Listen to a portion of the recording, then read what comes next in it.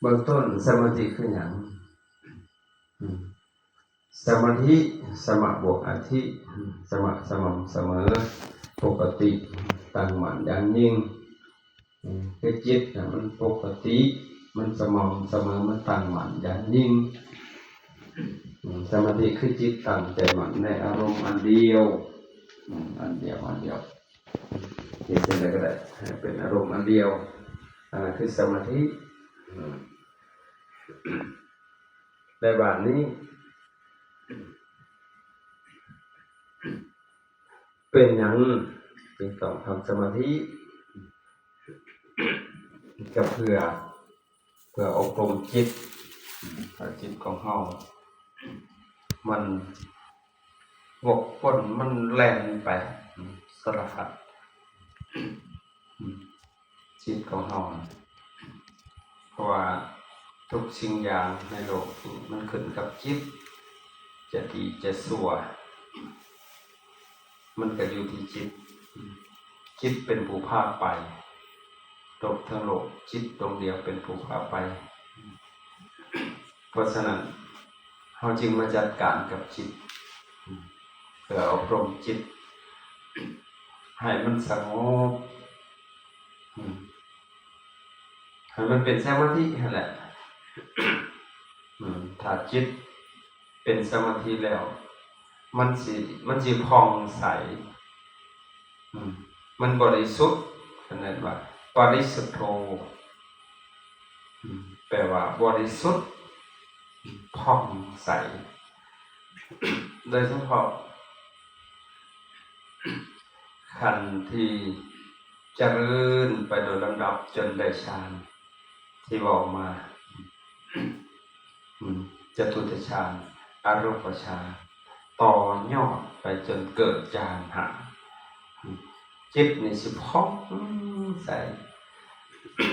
ผ่องใสเลี้ยวไปเห็นจนคือกันกับแก้ว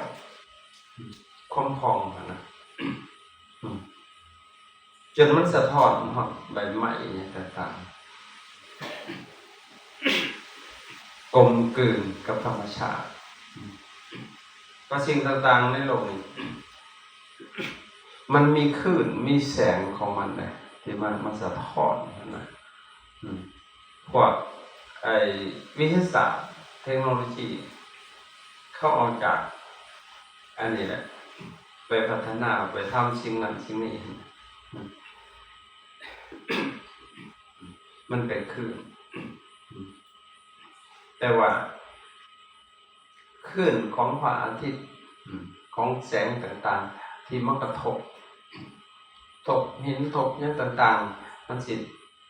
ปฏิกิริยาสะท้อนออกมาแต่ว่าแสงต่างๆนั้นมันจะแผ่กับสายตาของคนมีแสงอันหนึ่งที่ว่ามันบ่แผ่คือพวกต้นไม้พวกใบไม้มันสิมีแสงของมันแสงตัวนี้สิบ่แผ่กับสายตาของคนสิกลมกลืนกันมันสิใสถ้าจิตของเฮาเป็นสมาธินะบริสุทธิ์นะมันสิใสผ่องใสแม้แต่คนผู้เป็นสมาธิก็สิใสอุปมาเหมือนกันกับน้ำนะน้ำที่มันสงบมันเล่นนะพอเฮามองลงไปเฮาสิเห็นท้องใบหน้าที่ผ่องใสจิตผู้ใดที่เป็นสมาธิก็แบบนั้นมันสิใสผ่องใสเป็นอะไรมันบริสุทธิ์ปริสุทโธคือบริสุทธิ์ผ่องใสแต่ว่าการสมาหิโตตั้งมั่นบ่แปลกวันไหวไปตามอารมณ์ไปตามสิ่งที่มันกระทบมันตั้งมั่นบ่แปลกวันไหวนั่นแหละบ่ว่าอีหยังสิมากระทบมันสิสบายกระทบแล้วบ่กระเทือนหลังจากนั้นก็กรรมนิโยควรแก่การงานเฮ็ดอีหยังก็ละเอียดเ คิดก็ละเอียดผู้ที่มีสมาธิคิดจะละเอียดจิตนั่นบ่คือคนที่บ่มีสมาธิได้คิดไปคิดมาเจ็บหัวสับมันบ่ละเอียดอันนี้คือสมาธิเป็นอย่างแล้วเป็นอย่างที่ต้องทำสมาธินี่แหละเนี่ยมาเพื่อตัวนี้ละเพื่อสิให้มันนุ่มนวลควรแก่การงานก็สิเหมาะในการใช้งานบ่ว่าสิเฮ็ดหยังก็แล้วแต่ได้เบิดเลยคันจิตตั้งมั่นบ่แปรปรวนไหวเป็นสมาธิกันควรแก่การงานในวันนี้ได้หยังจากการทำสมาธิประโยชน์ได้อานิสงส์อีก4อย่าง 1. จะเกิดความสุขในปัจจุบันทันตาเห็นสุขสมาธินะตามขันมีหน่อยหนึ่งกระสมหน่อยหนึ่งโลดมีคณิกะก็รู้สึกว่ามันกำลังงับชั่วขณะมีอุปจาระก็เลยมวนบ่ทันเข้าเฉียดก็เลยมันเริ่มสิกะคักนั้นแต่ว่าถ้าเข้าไปสู่สมาธิเป็นอัปปนาสมาธิอันนั้นแหละคือจิตรวมโตเป็นหนึ่งเป็นเอกคตาอารมณ์เพราะนั้นเป็นฌานปฐมฌานตอนนั้นสุขและบัดคำว่านั้นสุขในปัจจุบันท่านตาเห็นเลยนะมีเครื่องต่อรองในบ้านเครื่องอยู่ของจิตแหละสุขซ้ำน่ะก็สุขแหละ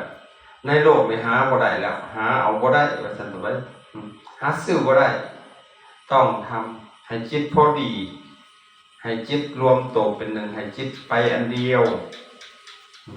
เป็นเอกคตารมณ์เพ่งให้จิตรวมเป็นอันเดียวเป็นสมาธินั่นนะอันนี้ก็เรียกว่าเป็นฌานฌานที่หนึ่งประกอบด้วยองค์5ประการและการที่เกิดความสุขมีปิติสุขมีวิตกวิจารปิติสุขเอกคตาหลังจากที่ว่ามันละเอียดขึ้นไปอีกเข้าไปสู่ทุติยฌานแห้งกระสุกบาด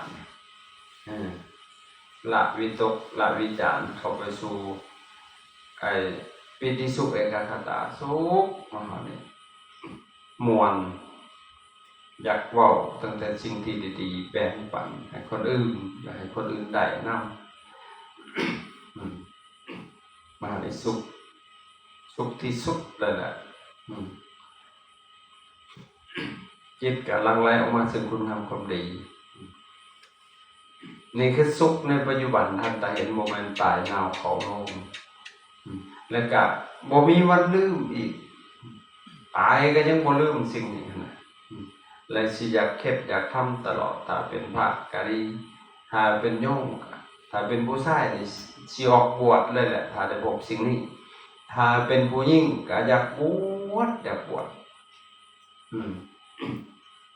ถ้ามีครอบมีครัวก็จะกล้าครอบครัวออกมาบวชพุ่นแหละคันได้พบสิ่งนี้บ่แม่นว่าซ้ำชะตาซื่อๆได้มันกลัวอันอีกคันได้พบความสุขตัวนี้อันสถานมันเพิ่มขึ้นเลยและสิฮักพระพุทธศาสนาสิเคารพครูบาอาจารย์ถ้าหากว่าเป็นพระให้กับบ่นี้ตีกับบ่พายด่าก็ยังบ่หายยังสิอยู่หม่นอยู่นำถ้าได้คำว่าฮอดนี้ได้โยมก็คือกันหายบ่นี้ตีบ่พายแล้วยอมมาฮอดนี้จิตมันสิยอมนั่นเห็นบ่ มันสิปราบปรามความพยศของจิตของเรามันเป็นการทำบ่ต้องว่าถึงว่าตัวมันละเอียดขึ้นไปอีกซ้ำนี่เอาซ้ำนี่มันก็สุกแล้วมันก็เป็นเครื่องอยู่เป็นวิหารธรรมขั้นต่อมาอีกจะเกิดสติสัมปชัญญะนั่นนี่คือประโยชน์จากการทำสมาธิเป่าเมื่อคืนสติสติงคือมันแลนไปเอาข้อมูลแลนเอามาให้สมาธิมีบ่สมาธิคันมีสมาธิมันตัววิญญาณก็สิหาหูเอามาเบิ่งนะมันก็สิได้เห็นตามที่เป็นจริงแต่ว่าถ้าเฮาบ่มีสมาธิมันก็บ่คมแล้วเอามาเบิ่งกันคือกันกับเฮาครึ่งผาไว้นั่นแหละครึ่งผาไว้ผาเป็นสิได้ลายลมพัดปีแวบแก๊กๆๆๆเบิ่งจังได๋ก็บ่คักดอกเรื่องล่างอยู่นั่นแหละมันก็หลุดไปบ่ฮู้เรื่องเลยแต่ว่าถ้าว่าจิตมันนิ่งเนาะมันเป็นสมาธินะสติมันแล่นเอาข้อมูลมาแล้วว่ามอนี่เบิ่งทราบสัตว์สัมปชัญญะไอ้ตัวสัมปชัญญะมันตกเป็นตัวปัญญาเข้าใจว่าเวลาสิฮู้เห็นทุกสิ่งอย่างตามที่มันเป็นตามเป็นจริงเกิดสติสัมปชัญญะรู้สึกตัวพร้อมรู้ว่าเฉพาะสิบ่ตื่นตระหนกตกใจบ่มีสะเทือนนั่นแหละต่อให้เอาระเบิดมาทิ่มแต่ก็ยังบ่สะเทือนบ่ตื่นเลยนะบ่ยุบบ่ยิบเลยแหละเพราะมันฮู้พร้อมกันกับระเบิดที่มันสิระเบิดที่มันสิแตกนะตัวสัมปชัญญะมันฮู้พร้อมกันเลยอย่าบ่ตกใจ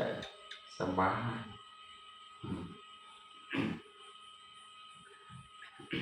ตัวสุดท้าย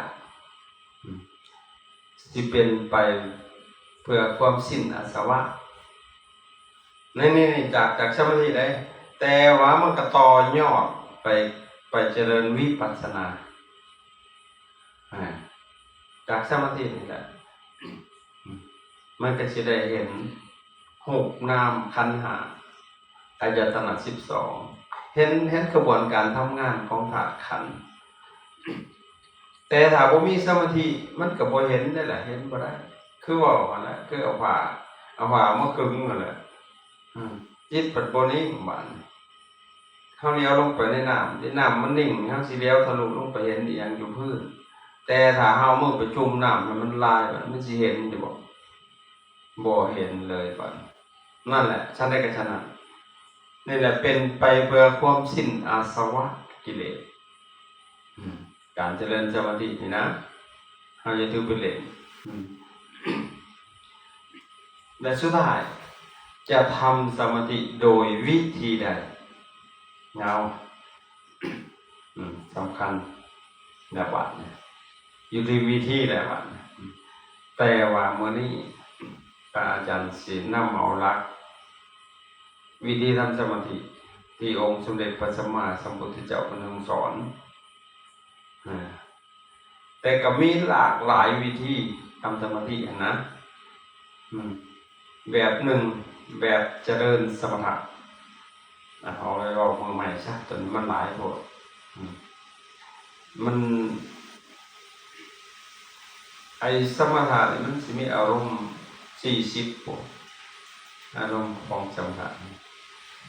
7หมวดแต่ก็มี40อย่างใดอย่างหนึ่งที่เขาเลือกเอาที่เหมาะกับเขาเอาไว้บอกมือใหม่หลังจากนั้นก็ต้องต่อยอดมาสู่โยงมาถึงวิปัสสนาวิปัสสนาวิแปลว่าแจ้งอัสสนะแปลว่าเห็นให้เห็นแจ้งนามรูป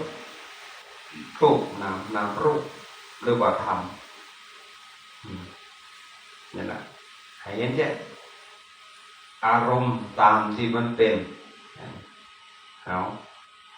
เอาไว้บอกมึงแม่นี่ก็ได้ดังนั้นเขาจะเจริญสมาธิโดยวิธีใดสำคัญตัวนี้นะเพราะว่าเขาเอาผลมันแล้วสิ่งที่เขามองเห็นนะสิ่งที่เขาพอเห็นได้คือผลยกผลมาก่อนผู้เจ้าก็ยกผลมันมาก่อนเป็นสิว่าอย่างเป็นสิว่าในสิ่งที่เขามองเห็นก่อนสิ่งที่มองบ่เห็นจากสาว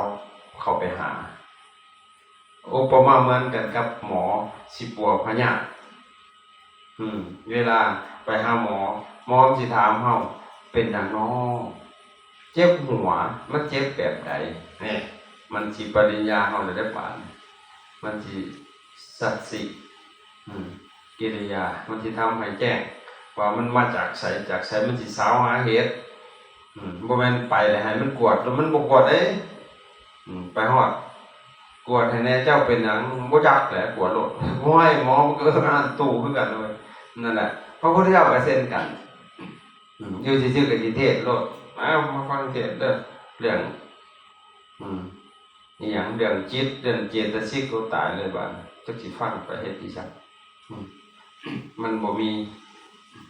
เห็นผลมันหยังนะอันนี้คือกันยกผลมันออกมาแล้วมันเป็นจังซี่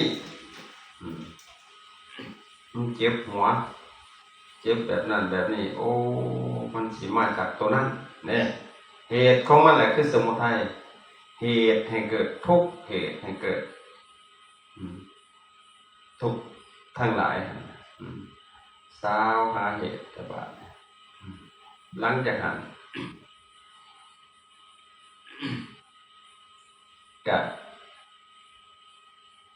ชี้แจงเหตุผลบางครั้งเหตุแบบชี้แล้วมันจะออกมาแบบสั่นได้เลือกบาดเนี่ยตัวนี้มันต้องผ่าตัด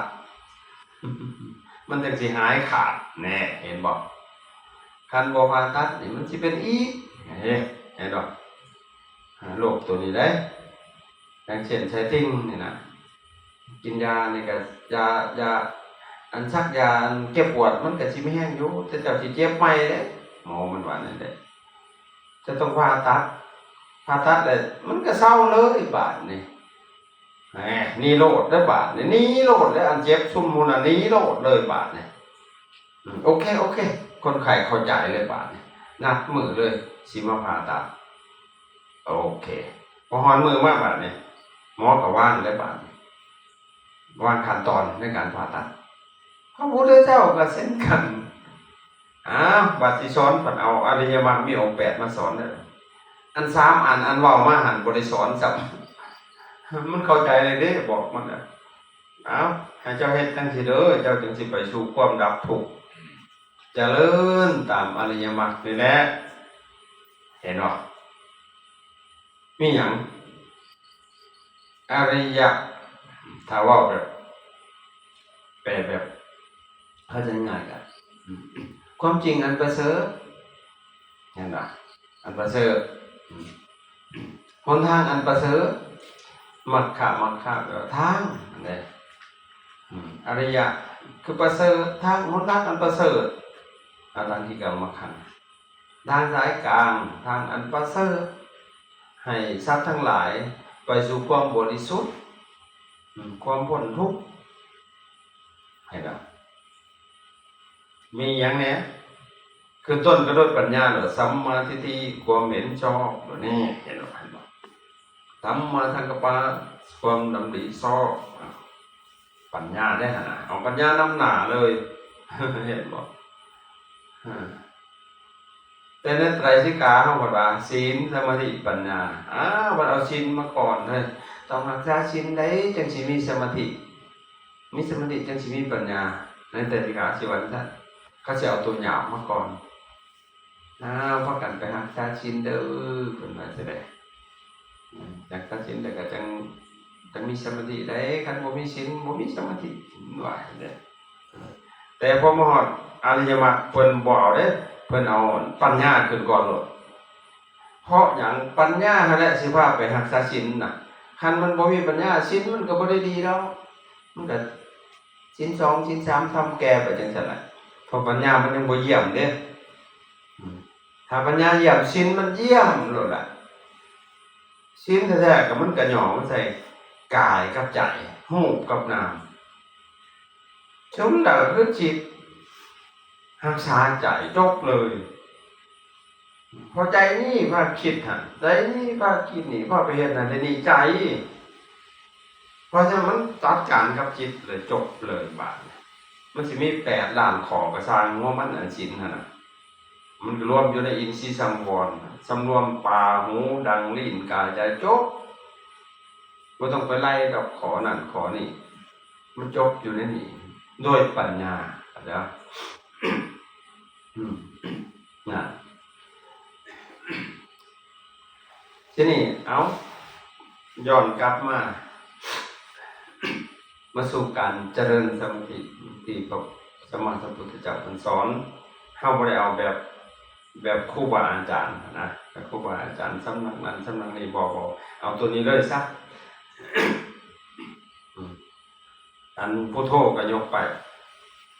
สัมมาอรหังอรหอยก็ว่ากันไปยกไว้ยุบพองปรุงแวบก็ยกไว้ซะมาเอาแบบพระสัมมาสัมพุทธเจ้า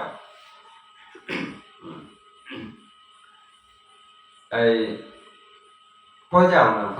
พิ่นให้เบิ่งลมหายใจมันสิเหมาะกับคนทุกเพศทุกวัยเลยลมหายใจนี่นะเพราะคนสลาดก็หันใจเป็นคนโง่ๆก็หันใจเป็นเฒ่าใกล้สิตายก็หันใจเป็นคนป่วยก็หันใจเด็กน้อยก็หันใจนอนหลับก็หันใจก็ได้เอาตัวนี้มันเฮ็ดได้อยู่ตลอดกาลถ้ากรรมฐานแบบนึงแบบไว้นิ่งยกแขนขึ้นคือนั่งกินโอ้ยมันบ่ไหวดอกนั่นน่ะผู้เฒ่าก็เฮ็ดยากเลยคือมวยจีนเอาเป็นว่ามาเบิ่งลมหายใจซะมันเข้ามันออกแต่ก็เบิ่งแบบง่ายๆสลาดปานใดมันก็สิทดลงให้พอดีโง่ปานใดก็สิทดให้มันพอดีในลมหายใจนี่นะมันบ่ลืมกันได้บาดนี่คนสิฉลาดหรือสิโง่ก็ได้บาดนี่มันก็ลมหายใจเข้าหูดัง2หูคือกันเอาเบิ่งบาดนี่บ่ลืมกันแล้วบาดนี่ดีบ่ดีคนโง่สิได้กว่าคนฉลาดซะตามสมาธินี่นะสมาธิมันบอกเรื่องความพอดีเด้ความพอดีนะเฮาต้องเฮ็ดเองเฮ็ดเองให้มันพอดีนั่นน่ะเฮาสลาดโพดก็บ่ได้สมาธิโง่โพดก็บ่ได้นั่งก็มีแต่สิหลับสลาดเกินก็บ่ได้นั่งก็มีแต่เทศบาดนี่คิดจอกหลอกแจกแหลกบ่ได้ต้องพอดีเห็นบ่พระเจ้าเพิ่นขึ้นต้นด้วยทีคังวาอัสสะสันโตทีคังอัสสะปัสสะสามิติปชานติตามในหนังสือหั่นน่ะหนังสือว่าครับอันนี้ย่อๆมาได้หั่นน่ะคันบ่ย่อมันสิเป็น2สเต็ปทีคังวาอัสสะสันโตทีคังอัสสะสามิติปชานติทีคังว่าปัสสะสันโตทีคังปัสสะสามิติปชานติมันต้องเป็นจังซี่ถ้าบ่ย่อแต่มันเปลืองหน้ากระดาษอาจารย์ก็เลยย่อเขาทีคังว่าอัสสะสันโตทีคังอัสสะปัสสะสามิติปชานตินี่ภิกษุนั้นเมื่อหายใจออกยาวคันแปลเป็นภาษาบ้านเฮานะก็รู้สึกตัวถึงว่าเฮาหันใจออกยาวเข้ายาวดังนี้นะเห็นมั้ยแน่นอนลมหายใจมันออกยาวมันก็ต้องเข้ายาวหันใจเข้าเบิ่งหันใจออกเบิ่งหันใจออกหยุดไว้หน่อยนึงหันใจเข้าฮู้ซื่อๆสิบ่ฮู้ว่าคือสิโง่ตายแต่หันใจซื่อ มันง่ายคือหยังนี่ซ้อมเบิ่งเฮ็ดซ่าๆแห่งก็ดีเด้หานแต่เขาเฮ็ดซ่าๆซ้อมเบิ่งแล้วก็หานแต่ออกซ่าๆเบิ่งฮู้เท่านั้นแหละฮู้ซื่อๆบ่ต้องอีหยังมันแต่ว่าเฮ็ดแบบหนึ่งมันเป็นสมถะเฮ็ดแบบหนึ่งเป็นวิปัสสนาอีกได้บาดเนี่ยอันนี้ร่มนี่นะเฮ็ดแบบไหนเป็นสมถะเฮ็ดแบบเบิ่งลมเฉยๆนี่นะบ่ต้องคิดอีหยังมันแหละเพิ่นเอาเพ่งให้ล้อมรวมเป็นอันเดียวเข้าใจบ่อยู่กับลมหายใจนั่นแหละหายใจเข้าก็ซ้อมสุดหายใจออกเอาไปมาจนมันติดกันเลยป่ะลมหายใจเข้าลมหายใจออกแต่มันไหลเข้าไหลออกดึงย่อยคือกันกับดึงยามสติเอาละบาดนี่หูได้บาดนี่คันเฮ็ดได้นั่นน่ะพอมันต่อกันได้หูมันเริ่มสิเขาจิตน่ะความนิวรณ์น่ะมันก็สิกวนเพราะมันก็เต้นต้องนิวรณ์นะแต่มันกวนบ่ได้เด้ถ้าว่าลมมันต่อกันสติมันต่อกันอยู่ตลอดนะมันบ่ขาดเด้นิวรณ์มันก็กวนบ่ได้เพราะมันดึงเข้าไปเป็นอันเดียวแล้วนิวรณ์ละธรรมมันสิดับกามฉันทะความพอใจเราห้อยในอารมณ์ต่างๆรูปเสียงกลิ่นรสโผฏฐัพพะธรรมารมณ์มันสิระงับทีนี้จิตเป็นพยาบาทความบ่พอใจอยากให้ต่างๆมันสิระงับลงอุทธัจจะกุกุจจะความพุ่งมันก็สิระงับลงทีนามิตะความง่วงก็สิระงับวิจิกิจฉาความลังเลสงสัยระงับลงปั๊บถ้าว่าจิตมันสติมันต่อกันอยู่ตลอดกับลมคนก็สิลุกขึ้นกายระงับลงถ้าเฮ็ดได้ให้แบบนี้มันก็สิไปสู่สมถะผลของมันก็คือสมาธิผลของสมถะน่ะคือสมาธิคือฌานแต่ผลของวิปัสสนาน่ะคือญาณต่างกันเด้เพิ่นว่าเบิ่งแบบหนึงหั่นเป็นสมถะคืออารามณูปนิชฌฌานเพ่งเข้าไปในอารมณ์ให้เป็นอารมณ์อันเดียวอันนั้นเป็นสมถะลักขณูปนิชฌฌานแต่ถ้าเพ่งเบิ่งลักษณะอาการเบิ่งของลมนี่มันสิเป็นวิปัสสนาสมมติว่าหายใจเข้าลึกๆสติจ้องเบิ่งมันมีหยังมันเกิดหยังขึ้นในขณะที่หายใจมันรู้สึกแนวใดอิทธิพลของมันแสดงออกมาแนวใดมันมีปฏิกิริยาแนวใดนี่เบิ่งแบบสิเป็นวิปัสสนาแล้วคนบ่ได้ฮู้ได้เฮ็ดนั่นน่ะเป็นสมถะเพิ่นว่ามันต้องขัวหยังน้อใส่หยังน้อพากไปยุกน้อพองน้อจึงเป็นวิปัสสนามันบ่แม่นอันนั้นดอกเฮาบ่เข้าใจอันนั้นน่ะเฮาบ่เข้าใจนั่งอยู่หม้องเดียวกันนี่แหละอันสมถะวิปัสสนาก็หันใจนี่แหละแต่ว่า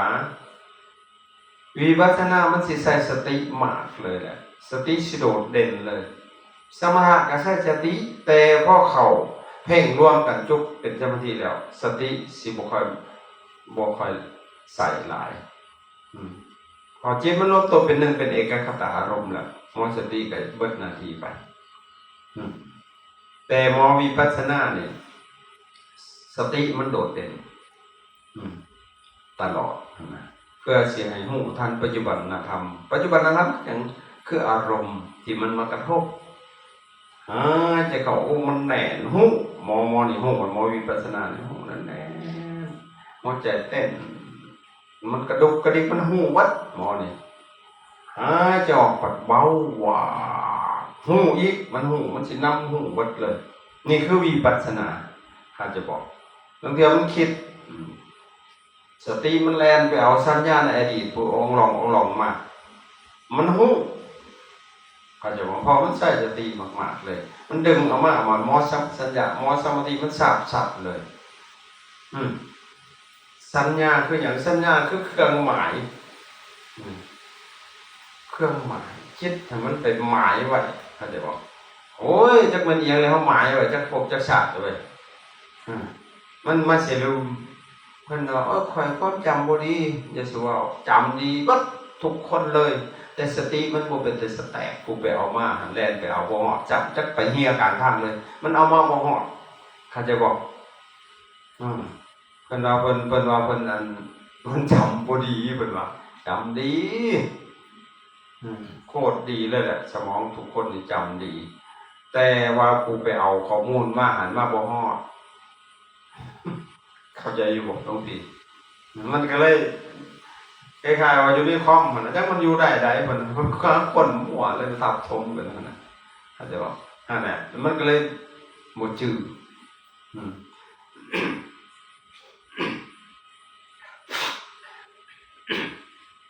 สัญญาคือเครื่องหมายเห็นบ่เฮามาเว้ารวมแปลงว่าสัญญาคือความจำได้หมายฮู้เพิ่นเอาเว้ารวมๆบ่ได้น่ะจำได้หมายฮู้จริงๆแล้วคือหมายไว้เป็นไม้ไว้แต่สัญญาหมายไว้จิตมันหมายไว้เรียบบ่ได้เห็นหยังก็หมายไว้เบิดเลยน่ะเห็นบ่พอมาเห็นอ้าวจื้อแล้วเพิ่นว่าได้เห็นมันหมายไว้เด้มันจะจื้อแม่นดอกมันหมายไว้ได้ซั่นเข้าใจบ่เห็นบ่เอามาเลยบัดนี้มาให้สังขารปรุงเลยบัดจิตหายหมดแล้วก็มีหน้าที่ปรุงอย่างเดียวเลยได้หมดแล้วก็ปรุงกับปรุงเนี่ยมันมักนั่นแหละมันมักเนี่ยก็ปรุงไปทั้งนั้นแหละมันมักเข้มกับปรุงเข้มมันมักเผ็ดกับเฮ็ดเผ็ดนั่นแหละให้มันแต่งอาหารก็ดี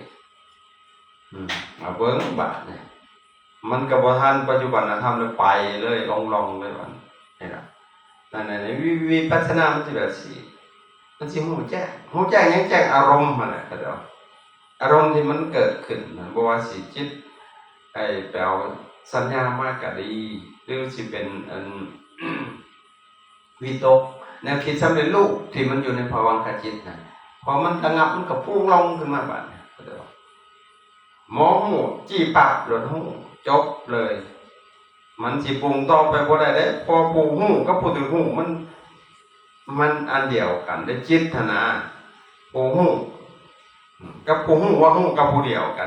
มันสิไปกันได้ล่ะมันก็จบทันทีเลยพอสติสัมปชัญญะมันจี้ลงจบไปต่อบ่ได้ว่าจะทำไม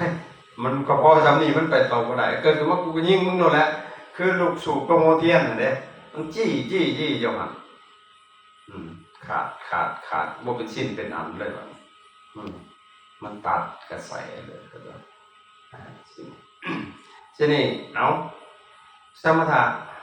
หมอนี่บ่ได้สนหมอนี่ซ่อมเบิ่งอย่างเดียวเลยนำเข้าไปอันเบิ่งลมเบิ่งได้หลายแบบเบิ่งแบบที่1เพิ่นเอาพุทธนาจ้องเบิ่งหม่องจุดลมกระทบหูดังของเฮานี่มันบ่ออกเสมอกันเด้มันสิออกข้างได้หลายกว่าก็บ่ฮู้แต่ละคนสิต่างกันลองหายใจแม่หายใจแหละเอามือแตะๆมันสิออกข้างใดหลายกว่ามันสิออกข้างนึงหลายกว่าเด้ลมแม่นบ่หลวงพี่ทุกคนเลยแหละแม่ใหญ่ก็ด้วยมันบ่เสมอกันและบ้านนี้ลมมันสิกระทบได้มีผู้ใดสิซบสิงอๆนี่สิเห็นไว้แล้วคนก็สิกระทบอยู่ในปลายหูดังแล้วคนก็สิกระทบอยู่ริมฝีปากเวลามันเข้าคนดังมันเป็นจังได๋เวลามันออกมันก็สิหมอสมถะแบบสิได้เท่านั้นจุดกระทบอันที่1เพิ่นพุทธนาจ้องบ่จุดกระทบถ้ามันถึกแล้วนะมันเห็นจุดกระทบนี่ในหูดังนี่บ่แล้วมันสิใหญ่ขึ้นได้ขึ้นได้หูดังนี่น่ะพอเบิ่งได้นี่เด้เบิ่งไปเบิ่งมาบัดอ้าวสิซบบักใหญ่แล้วคนแถวบักใหญ่หัวบักใหญ่ขึ้นก็มีอีกเด้เบิ่งไปอันนั้นไปเกิดเฉพาะว่าไอ้นั่นมันอาจจะบอกเพราะว่ามันจ้องอยู่หั่นแล้วมันเลยเกิดปฏิกิริยาเข้าใจในที่สุดก็จ้องไปมันรวมกันบาดนี่รวมกันเป็นหนึ่งเดียวอันนี้ก็ได้กับปุ๊บเข้าไปอันนั้นเป็นฌาน ผู้เพ่งกับผู้ถือเพ่งร่วมกันเป็นอันเดียวกันเอกทิพวาคโตมันเป็นฌานนั่นคือเพ่งสำเร็จเป็นอัปปนาฌานเรียกว่าสมาธิเป็นอัปปนาสมาธิเวทแต่ถามมันบ่ถือเข้าบ่ทันเนี่ยมันปวดตาได้บัดเพราะก็สิปวดตานะฮู้อยู่เพราะเพิ่นเอาตาเฮานี่ไปเลี้ยวเบิ่งบัดมันก็ปวดแต่ที่บัดเขาบ่ได้เอาตาเบิ่งได้เขาก็รู้สึกไปจับอยู่นะตาก็ปกติของมันอยู่นี่เอาความรู้สึกไปจับซื่อๆฮะแต่ขอเอาความรู้สึกจับแต่ก็ต้องปรับเอาแหละมันก็บ่ได้ง่ายๆปรับเบิ่งสมมุติมันนั่งหนักอยู่แสดงว่าเฮายังเอาตามาเพ่งอยู่เฮาเอาความรู้สึกจับไปหันหายใจเข้ารู้สึกนั่นแหละหายใจออกยาวเข้ายาวฮู้ว่าหายใจเข้ายาวออกยาวเฉยๆแล้วก็จ้องเบิ่งอยู่ที่ลมกระทบถ้ายังบ่ถือเพิ่นเอิ้นว่าอนุพันธนาตามลมก็ได้นำลมมาได้นำมันลมมันแล่นเข้าแล่นออกแล่นเข้าไปม่วนกลับมันสิแล่นเข้าแล่นออกอันนั้นเพิ่นตามลมอนุพันธนาถ้ามันบ่ถือมันก็ปวดหัวเก่ากี่สิหะคือกันแต่ถ้ามันถือก็สิเห็นลมซะได้บัดโอ้คันเห็นลมได้ม่วนได้บัดปฏิบัติเนี่ยอ่อนลงห่วงเด้ตนโตของเฮาแต่เห็นลมนะบางคนเห็นได้ลมมันก็ได้เขาจุกปวกคือสูบยาเด้ลมมันก็ได้ถ้ายังบ่ถืออีกขณะหน้าอีกนับเอาไว้แล้วนับลมก็ได้นับกลับไปกลับมานะฮะจะเข้า1หายใจออก1 1 1 2 2 3 3 4 4 5 5 4 4 3 3 2 2 1 1ไล่กลับไปกลับมาว่าง่ายว่าเฮาผูกคิดไว้กับที่เฮากำหนดนะเพื่อสิบ่ให้มันเผลอถ้ามันบ่เผลอบ่เลิกมันก็เป็นสมาธิเขาจะว่าจิตน่ะมันตั้งมั่นในอารมณ์อันเดียวอันที่ว่าให้นับนะเขาจะบอกนับขึ้นไป5 6 6 5 4 4 3 3 2 2 1 1 2 2 3 3 4 4 5 6 7 7 6 6 5ไล่กลับไปกลับมามันต่อกันดิเขาจะบอกนั่นแหละเพิ่นเอิ้นว่าขณนานะคันลืมได้นำมั้ยจังซี่นะพอแล้วฮอด10 9 9 8 8 7 7 6 6 5 5 4 4 3 3 2 2 1 1 1 1 2 2 3 3 4 4 5 5 6 7 7 8 8 9 9ไล่กลับไปกลับมานี่แหละมันบ่ลืมมันน่ะคือเป็นสมาธิมันต่อเนื่องเขาจะว่าพอมันรวมกันได้ทีมันดับปึ๊บเข้าไปอีกแล้วนะเอกทิพวาคตมันก็เป็นแต่ขาเฮายังรุ่นอยู่เฮ้ยบ่ได้สิเป็นเชิญอีกจ้างก็บ่เป็นคันยังอยากอยู่หั่นน่ะเขาจะบ่ได้สนหัวมันน่ะมีแต่เบิ่งจ้องมันอยู่จังซี่นั่นแหละคือสมถะแต่ถ้ายังบ่ถึงอีกมีอีกวิธีอีกถาปนาตั้งไว้กลางคิ้วนี่ชอบเบิ่งมันมีเครื่องหมายตั้งให้มองหาจะเข้าหาจะออกเข้าหูนั่นจังน้อยตัวหูตัวใหญ่ขึ้นได้ปานนี่น่ะอันนี้มันก็รวมคนหัวลูกหัวพ่อหัวของใหญ่ขึ้นมันก็เป็นได้ครับตัวอันนี้ประการที่1หันแต่เข้าหันแต่ออกหันแต่เข้ายาวๆออกยาวๆอะไรเฮ็ดไปเฮ็ดมันก็ฮ้อนกายของเฮานะหันแต่ยาวนะแต่มันก็ดีมันเคลียร์อารมณ์ตัวหันจะมันสิมีแห้งผู้ใดเล่นลมยาวได้ดีนี่โอ้ผิวพรรณสิดีเด้เฮ็ดเบิ่งโลดเด้อไล่ลมผิวพรรณโอ้บ่หาแต่ทาแป้งกับแป้งก็ได้ดอกไปมันสิดีนี่อาตมานี่บ่เคยได้ทาแป้งบ่เคยทาอีหยังเลยลิปสติกลิปชนิดยังบ่ได้ทาน้ำหมู่นี่หนาวบ่ได้พอก็บ่ได้ทานี่นะผมก็ยังรออยู่เด้มันสิเป็นหยังนี่ใสปิ่งอยู่พวกเจ้าท่ากับบางคนก็ปานนี้หยังเขาบ่ได้ท่ายังบ่ได้แต่งหยังในธรรมชาติมันเลยนะมันก็ยังใสอยู่เด้ไล่ลมนี่คัดมันออกเบิดลมยาวมันดีที่สุดก็เลยว่าหาใจเข้ายาวๆออกยาวกายมันก็สิเมื่อยในบาดนี่สั่นสะเทือนเอาไหมบาดนี่เฮ็ดซ้ำเฮาเฮ็ดได้เอ้าเมื่อยแล้วเว้ยเลยลมยาวนี่เมื่อยแรกๆจังซี่นะทนบ่ไหวแล้วเปลี่ยน พุทธเจ้าเพิ่นบอกใหม่เด้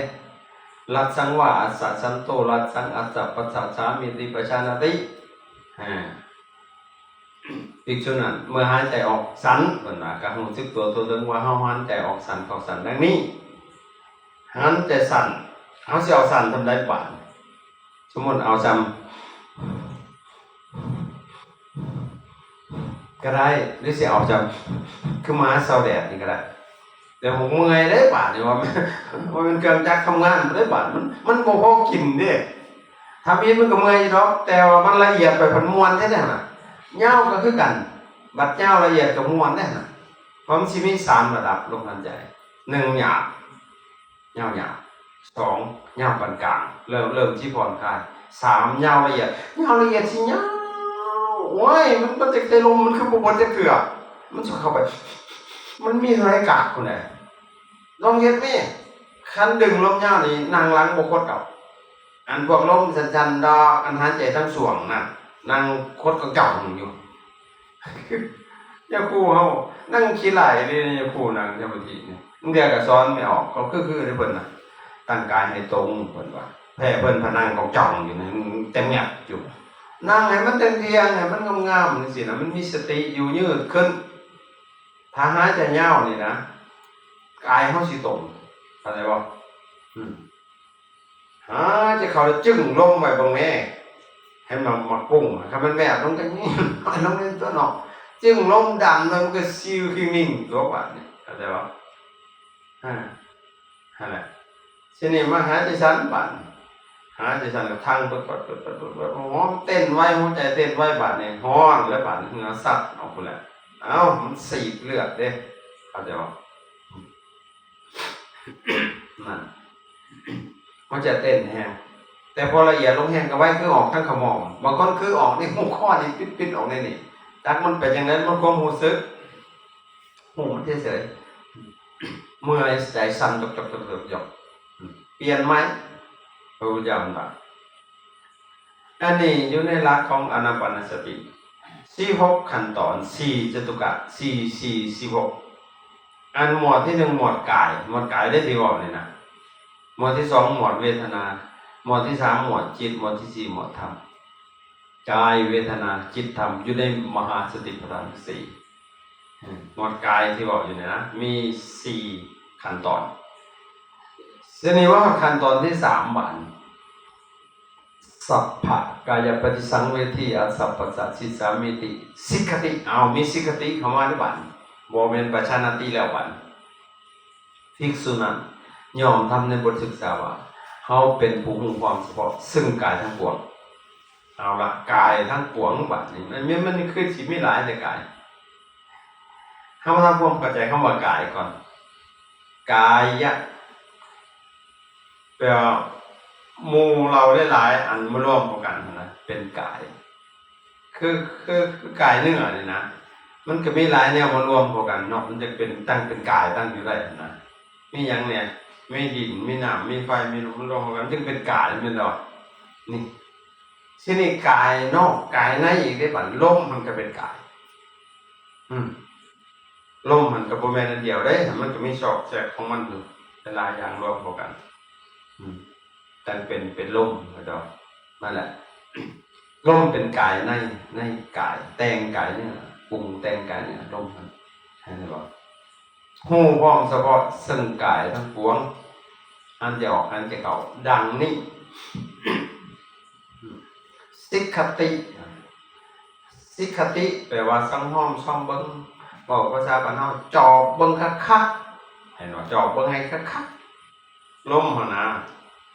บ่ต้องไปจอบเบิ่งอีหยังนะไปหาจอบเบิ่งแต่เบิ่งจอบเบิ่งลมมันแต่เจ้าของนี่น่ะ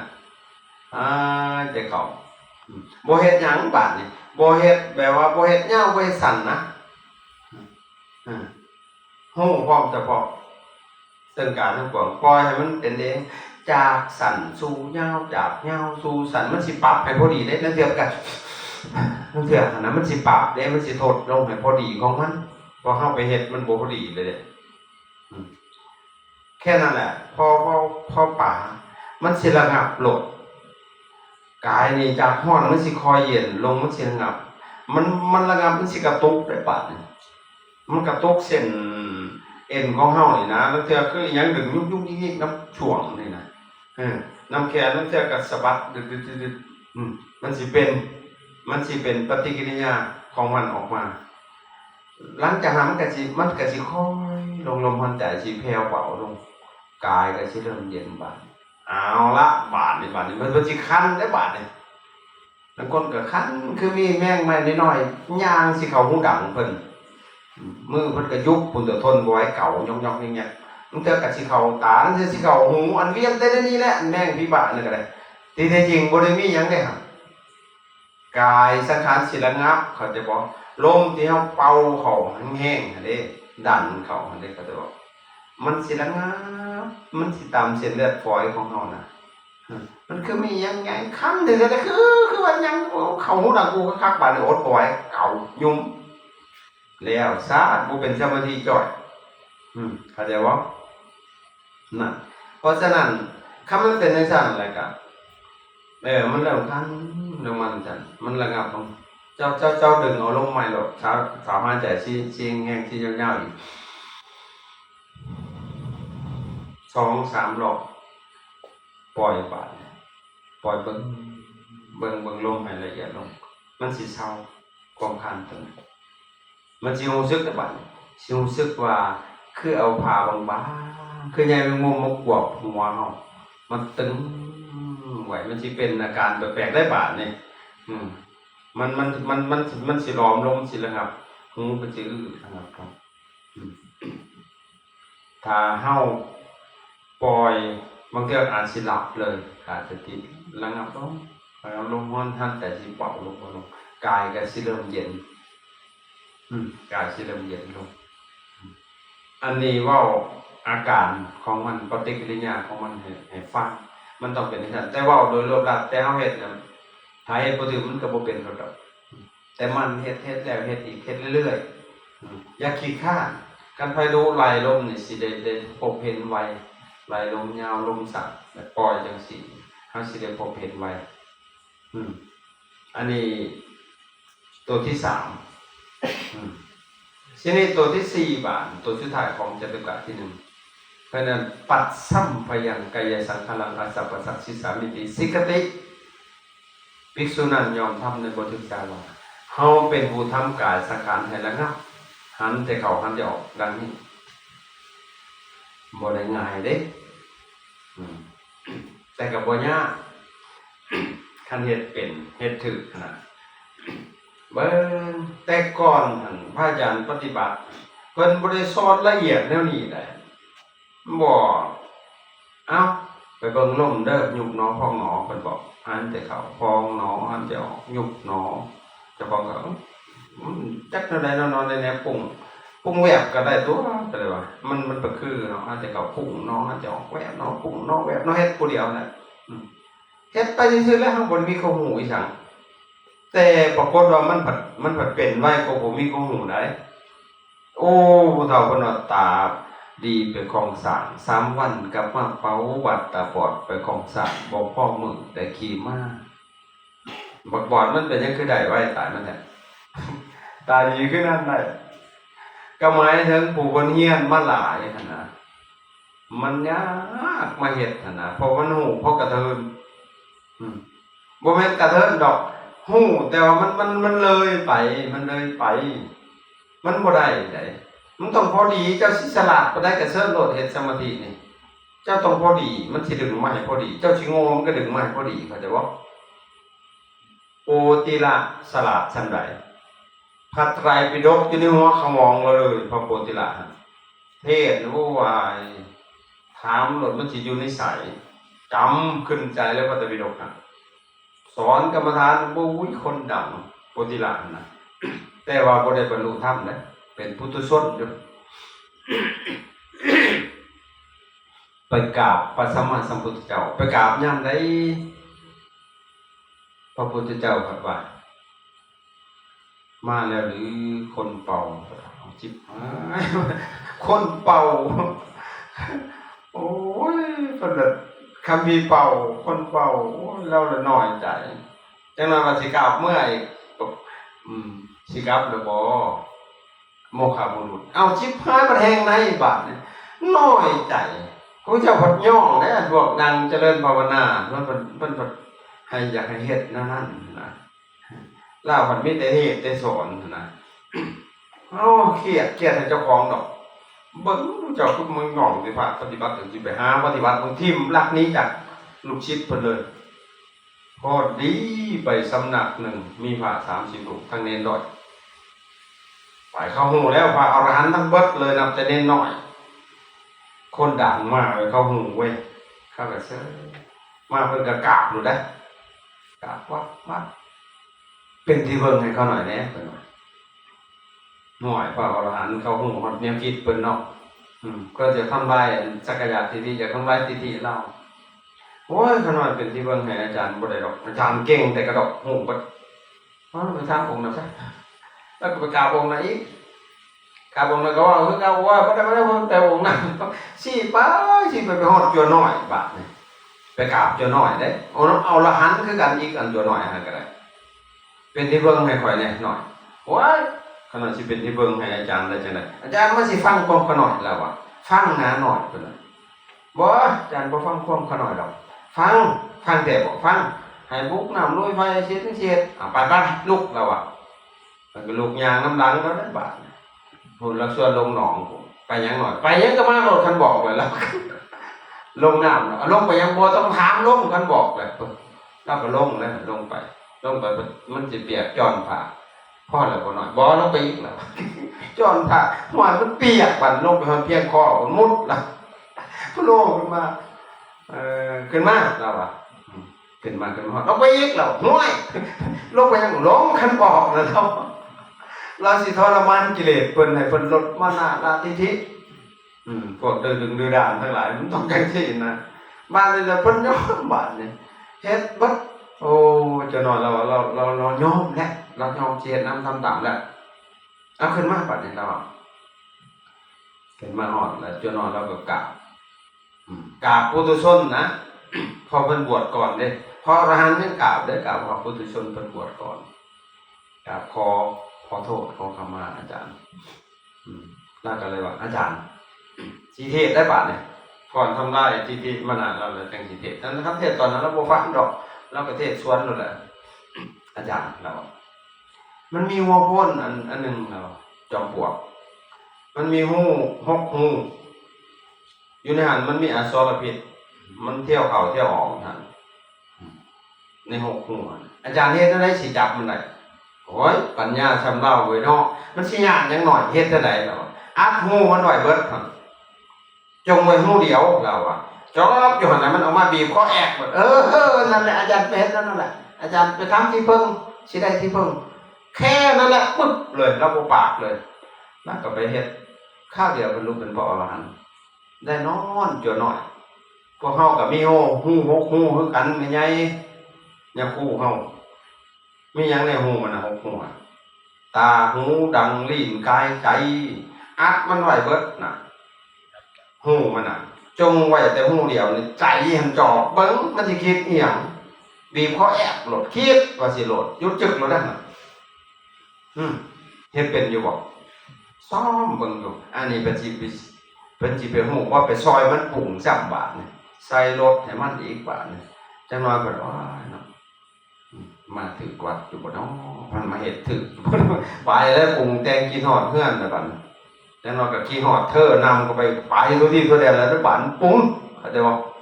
จอกเบิ่งมันหันซ้อมมันจังโอ้จังได๋ผู้องค์ลองกันมาแหละแนวคิดหั่นโอ้คิดว่าสิมันหยุดโลดเป็นหยังจังหยุดเพราะผู้คิดกับผู้ฮู้ว่าคิดผู้เดียวกันเด้มันหยุดจึกโลดอยู่จริงมันบ่ได้หยุดซื่อๆนะมันก็ขึ้นมาตกไม้ช่องมันอยู่หั่นแล้ว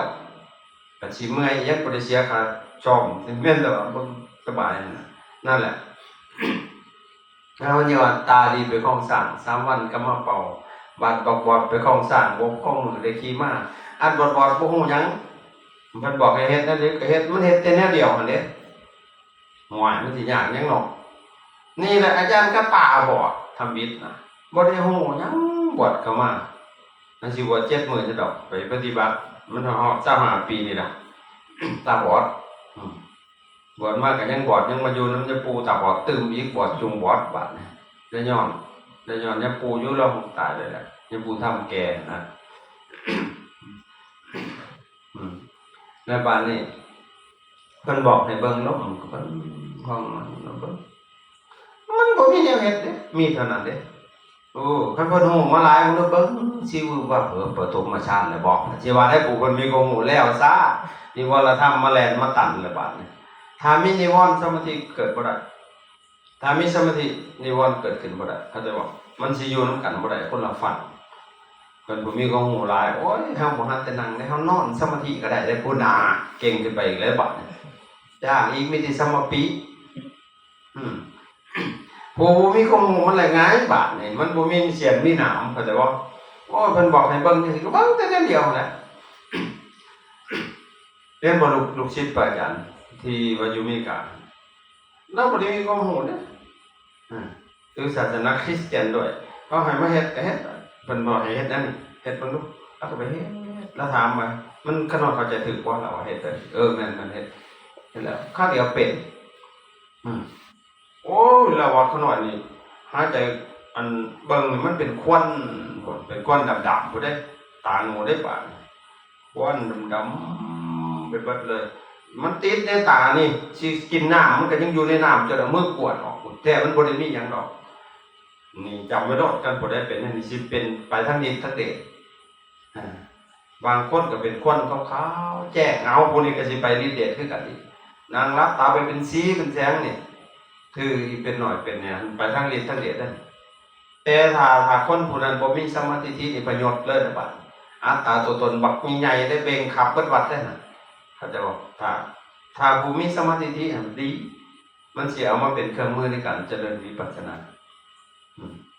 อาจารย์ก็เห็นแล้วแหละแค่นั้นแหละโอ้เราสิไปทางฤทธิ์ทางเดชนั่นถ้าแบบ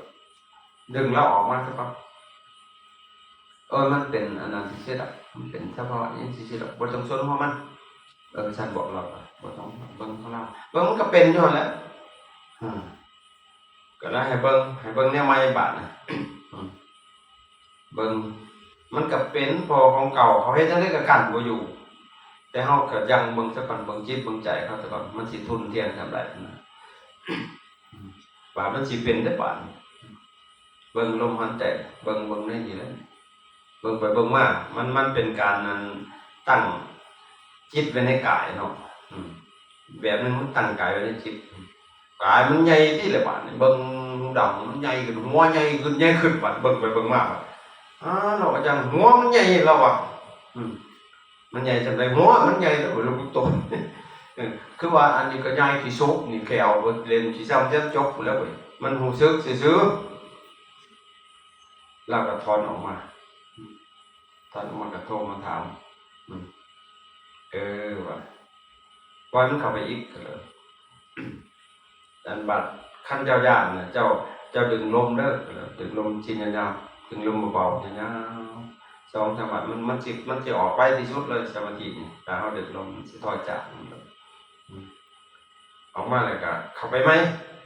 เข้าไปอีกเข้าไปแห้งใหญ่กว่าเก่าบัดหัวมันปุ่งขึ้นมันใหญ่ขึ้นได้คือบ่โป่งลมนี่หัวคือสิระเบิดนี่เว้ย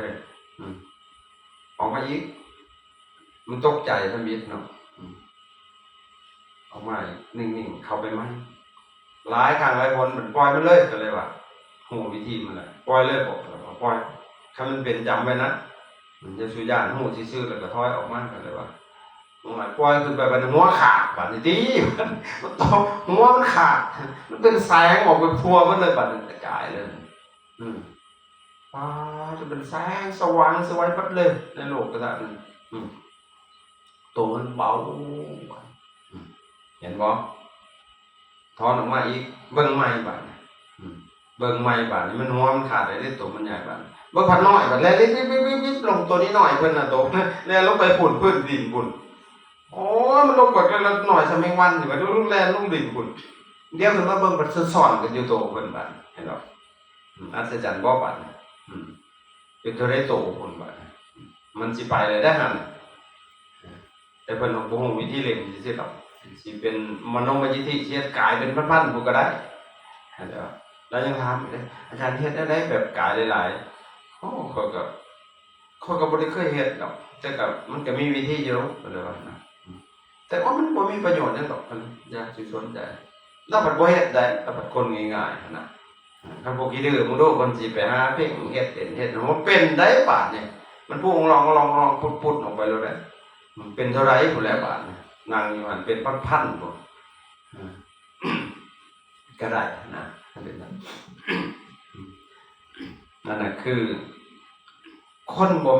ได้เฮียนมาหลายผัดง่ายบอกน่าได้เฮ็ดโลดแต่เฮียนมาหลายแบบหยุ่งเลยบัดมันขัดอะไรเพิ่นสิว่าตาดีเป็นของสร้าง3วันก็มาเป่าปัตตาบอดเป็นของสร้างบ่พอมือได้ขี่ม้ากูบ่ฮู้อิหยังนี่ได้เฮ็ดโลดเฮ็ดคือคนโง่นี่อาจารย์ไปเฮ็ดโง่ๆเด้หั่นน่ะเฮ็ดไปเฮ็ดมาก็เป็นซะแล้วบาดนั้นบักโง่ๆอ่ะอาจารย์ผู้สอนบัดพูดจบประโยคเก่าผมก็มีบาดนี่เป็นพระครูเพิ่นเลยมาถามครูบาเฮ็ดจังได๋คือนางกินเอาก็เฮ็ดคืออาจารย์บอกนั่นแหละโอยเราแล้วมันบ่เคยเป็นโอยเราอ่ะของเฮาก็บ่ได้มีแนวเฮ็ดมันเพิ่นบอกก็เฮ็ดนั่งซ่อมมึงนั่งเบิ่งบ่ปรุงแวบอยู่นั่นน่ะนั่งไปนั่งมาว้าบาดเดียวเลยบาดนั้นเฮ็ดหายวับเลยกระโตนคือไฟใหม่ควันตรวจเลยตื่นตกใจเลยบาดกูอยู่ไสไผเป็นกูบาดมันตื่นนะมันหายวับไปกับตาเลยมันไวไปนะบัดนี้จากเมื่อนั้นก็เป็นไปต่างๆแล้วหน้าบาดนี้โอ้ยมันบ่ได้มาสอนละเอียดคืออาจารย์สอนนั่นนี่ดอกก็ได้บอกมีแต่ให้เบิ่งปรุงแวบซื่อๆมันยังเป็นนะว่าอันนี้ว่าคันมันเพิ่นสอนจังซี่ก็ยังก็สิละเอียดครับก็มองหาเรียนรู้เอาประสบการณ์สิบาดนี่ไอ้ทำกายสังขารให้ระงับคือเฮ็ดให้ลมมันระงับตัวที่4เนี่ยแต่มันบ่ง่ายได้ลมสิระงับลมอัศสะปัสสะเบิดมันระงับเบิดมันก็ต้องเข้าไปถึงจตุตฌานเข้าใจบ่หลังจากมันเบิดจับไปเลยมันต้องเข้าไปบ่แม่นง่ายอันนี้คือหมดกายนี่เจริญไปฮอดจตุตฌานจังเป็นสัมมาสมาธินั่งไปเพิ่นมาถามเป็นจังได๋อันพองอยู่เห็นบ่ต้นพองยุบพองเพิ่นมาถามมันบ่พองบ่ยุบมันบ่ปุ้งบ่แอบจังเลยมันบ่หันใจก็เลยว่าอ้าวเฮ็ดจังได๋ฮู้น้องเราเอ้าน้องก็น้องห่วยนั่งไปทำมันบ่หันใจเว้ยห่วยมันคือบ่หันใจว่ะเอามือมางมมือท้องเจ้าของเพิ่งเติบมันเป็นเงียบมากนั่งไปนั่งมาบอกว่าตัวโตยังคือมายาวกระดอกกระเดียดมันคือมันยืดขึ้นบัดมันสูงขนาดเอามืองมมือขี้ดินบัดข้าเชื่อว่าเป็นวิบากแหละมันก็บ่ได้บ้าเฮามีสติเบิดอยู่นะแต่ว่ามันคือสูงแท้งมก็คือว่าก้มลงจังซี่แหละนั่งไปนั่งมามันงมบ่ขี้ดินอีกแล้วบัดนี้ยามมันขึ้นไปนะมันคือสูงแฮงอีคือเดียวของคนเท่านั้นเราเติมประจับของท้องยังหันใจอยู่นั่งต่อนั่งไปนั่งมามันก็หันใจบัดมิดซิมอยู่หัวมันสิตายบอกว่าพัดบ่ได้เมื่อยยังมันม่วนอยู่นะโดนไปหลายมื้อหลายเว้นมันเย็นติแหละบาดนี่มันบ่ได้หันใจแล้วมันเย็นบาดนี่ข้างจันแกบๆบาดอันผิวนี่ก็ซักพองเป็นประกายเลยมันเลยบาดเรียกบางยาคู่บัดเหงื่อแตกอยู่บาดนี่บางพามันมีแต่แผนที่บัดเหงื่อมันออกเอากูขึ้นหนาวว่ะกูเป็นหยังบ่เนาะกูไข้บัดบ่แม่นบัดม่วนอยู่หั่นน่ะข้างฉันแกะจังซี่ย่างไปเหยียบฟาดกระโดดน้ำหยายกนี่ฮอดบ่ปักมาฮอดตัวเย็นๆนี่น่ะมันนุ่มไปเบิดเลยในกายนี่กูเป็นหยังวะเพิ่นว่าเฮาบ่ฮู้ได้ตอนที่เรียกมันอัเชตนะโกมันเย็นแสนจะเย็นนี่เมื่อลมมันเบิดนี่ก็ดอกกูเป็นหยังเพิ่นว่าถ้าเรียกว่ามึงคือหมอนกูไข่บ่แม่นไข่นะว่ามือก็จะคือพลาสติกมันคืออ่อนเอามือจ่อกับปากย่ำเบิดแห้งนี่จนหัวสั่นดิดๆมันก็บุ่มซื่อๆแก้วก็คือพลาสติกกูเป็นหยังวะจับบิดหักไปหักมาบ่เป็นหยังเว้ยเบิ่งกูสิเหยียบเบิ่งกันต่อนี่บ่เข้า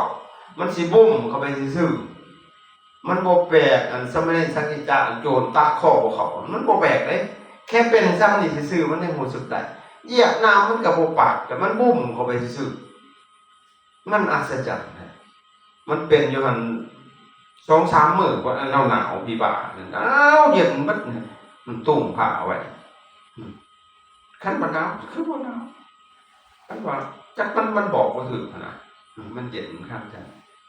เฮาบ่ฮู้เรื่องดอกตะกี้มันแล้วมันก็คลายออกสู่ภาวะปกติฮะหลังจากนั้นมันก็เกิดปีติได้บาดเนี่ยเข้าไปสู่หมวดใหม่ก็ได้บาดเนี่ยเกิดปีตินี่มีหลายอย่างที่จะนั่งอยู่อย่าคือเมฆไร้ผ่านหนาเฮาบัดเฮาสิเบิ่งบัดบ่เห็นบางเทื่อมันสิมีแสงเด้อันปีติมันก็ได้คือมีแสงยิบๆจำแม่งหอยจังบางเทื่อนั่งอยู่สอดปิดโดดอ้าวอย่าคือมันมีต้นไม้โผล่ขึ้นมาข้างหน้าคือมีแดดแซ่บแต่บัดสิเบิ่งบัดหายไป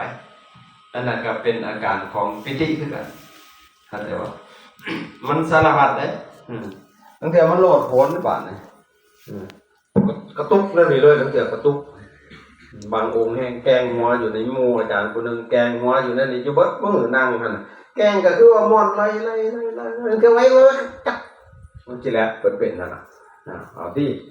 บางเทื่อก็เป็นจริงบางเทื่อก็เต้นคือกบนี่นั่งอยู่ก็ได้เอาแล้วว่ามันหลายอย่างปิติคุตกะปิติจนิกะปิติโอปติโอกติกะปิติโอเพงกะปิติพลนาปิติมันหลายอย่างปิตินะปิติแบบโลดโผนเพิ่นนั้นโอเพงกะปิติโตเบาโตร้อยเพิ่นได้ปิติมันก็ได้คือสิเหาะนี่บางองค์เหาะอีหลีพุ่นตัวโดดมันก็บ่เหาะดอกมันเป็นสภาวะจือมะเร็งเคียงคางลงกุฏิพุ่นมีอาจารย์มหาเปว่าแล้วก็ว่าอีกเราอยู่เมืองว่าปีไปถามแล้วผมจักอาจารย์โพดบ่ฮู้โพดแก้อารมณ์ให้เราตั้ง3รอบก็ปิติให้แล้วเหาะพุ่นตัวเหาะลงกุฏิมันก็มีเสียงมากระซิบเพิ่นบาดอภิสัปปะเหาะแม่มันสิมีคนมาขาได้2คนถือปืนห้อยไปแท้แม่โดนแล้วค่อมลงไปตารางหัวเข่ามักบาดสิขลดกูบอกแล้วว่าอย่าเหาะผัดยังไหวหรือผัดกี่ตัวเราอีกบัดบ่เป็นหยังดอกไปเอายาแล้วก็ตัวอีกเด้ยาอยู่ในหันเดี๋ยวถ้าเรียกความอยู่ในหันเนี่ยปากแปลวได้ปัดวายอีกตัวนำก็ไปอีกบาดนี่กรรมฐานกับปากเปื่อยตัวบาดนี่มันหลงก็จะว่ามันเป็นบ้าเลยละบาดนี่ระวังไว้กรรมฐานทั้งหลายกรรมฐานกรรมถอกกรรมหลอกเทียนกรรมเวียนหาเงินกรรมเวินหาเมียเดียวพ่อเข้าใจว่านี่คือเฮาบ่มีประสบการณ์บ่มีหลักวิชาการในกรมบ้าเข้าใจว่านั่นแหละมันคือปิติ